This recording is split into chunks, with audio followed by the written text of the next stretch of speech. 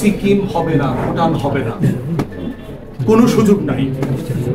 অতএব বাংলাদেশের lakh lakh junior officer, জওয়ান, সিপাহী, যারা অবসরপ্রাপ্ত দেশপ্রেমিক কর্মকর্তারা আছেন, তারা সবাই যেভাবে স্ট্যান্ড নিয়েছিলেন গণ অভ্যুত্থানের পক্ষে, ঠিক ওই বাংলাদেশটাই চলবে, চলমান থাকবে।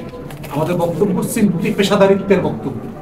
ইন্ডিয়ান মিডিয়াতেও দেখতে পাচ্ছি যেই শব্দে বলছে, দেখবেন ইন্ডিয়ান মিডিয়াতে করলাম যে জাতীয় নিরাপত্তা উপদেষ্টা দ্বৈত নাগরিক হবার কারণে আমাদের সশস্ত্র বাহিনী তার সাথে কাজ করতে রাজি হচ্ছে না, নিরাপত্তা বিষয়ের কোনো বিষয় তার সাথে শেয়ার করতে রাজি হচ্ছে না।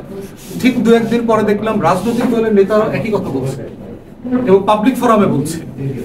তাহলে এটা কার বক্তব্য, কে বলছে? আবার একই বক্তব্য কয়েকদিন পরে সেনাপ্রধান বলছে। তাহলে কি আমরা পুরো দিল্লির ছকে আবার বাংলাদেশকে বিক্রি করে দেওয়ার চক্রান্ত দেখতে পাচ্ছি? বাংলাদেশে 1400 শহীদের বিনিময়ে যে বাংলাদেশ 24-এ এসছে, আমাদের পরিষ্কার বক্তব্য হচ্ছে এই বাংলাদেশ সিকিম হবে না, ভুটান হবে না, কোনো সুযোগ নাই।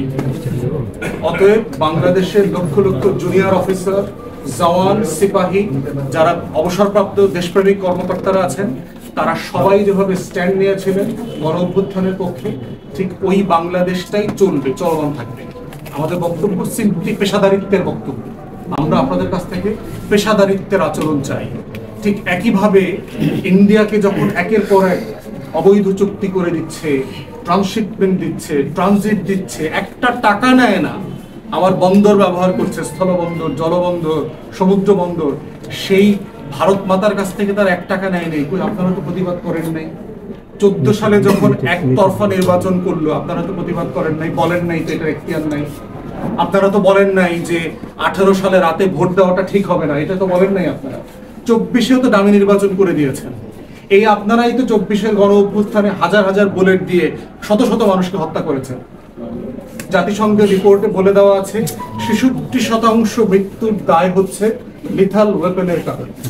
লিথাল ওয়েপেন হলো এমন ধরনের মারণাস্ত্র যেটা পুলিশের কাছে থাকে না, এটা র্যাবের কাছে আছে, এটা বিজিবির কাছে আছে, এটা আর্ম ফোর্সেস আমাদের সেনাবাহিনীর কাছে আছে। তো ওই অস্ত্রটা কে ইউজ করছে? পুলিশ ব্যবহার করছে।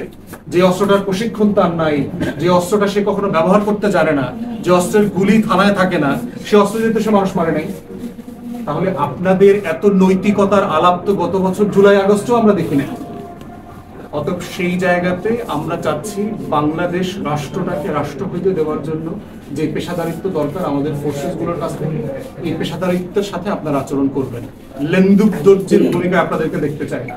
মির্জাফর, ভাসিটি বেগম, জগৎ শেঠ, উমিচাঁদ, রায়দুল্লভ, কৃষ্ণপদ রায় চৌধুরী, যারা 1757 সালের 23শে জুনে আপনার স্বাধীনতাটা ব্রিটিশদের হাতে তুলে দিয়েছিল, এই ভূমিকা আপনাদেরকে দেখতে চাই না।